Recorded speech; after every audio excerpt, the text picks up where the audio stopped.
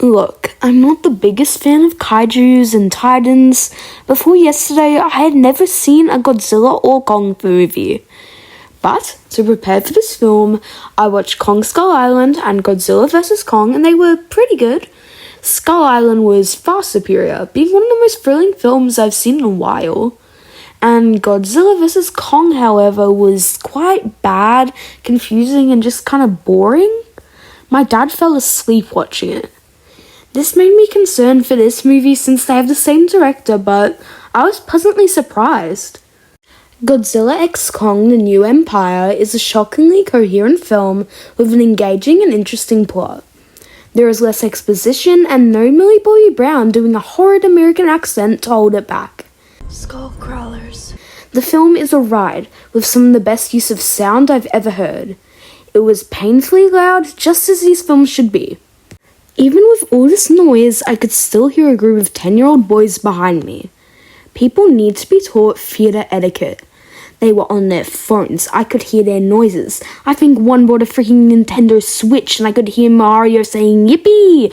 At one point they started saying skibbity toilet repeatedly and I just wanted to yell at them to shut up. So, if you were those kids' parents, teach your kids theatre etiquette. Speaking of kids, one of the best parts of this film was Kaylee Hoddle's Gia.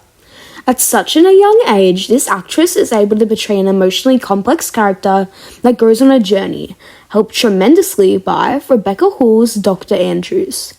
These two have such a good mother-daughter relationship that made my dad cry, although he did cry in the Emoji Movie. Brian Tyree Henry was also very good, but his compelling performance in the last film is diluted to just being the comedic relief. Dan Stevens plays a pretty standard action hero, but he got the most laughs from my audience. This film brought back the Iwi Tribe from Skull Island in an epic twist that tied together the Godzilla and Kong story arcs. This was done way better than I thought it would be, and it was a clever way to make Gia central to the plot. The Iwi Tribe all looked great, and I loved Gia's makeover. The film is called Godzilla x Kong, but it's really just about Kong, which isn't necessarily a bad thing, because the stuff they did with Kong in this movie was amazing. Baby Kong was adorable, and the Scar King, he was terrifying.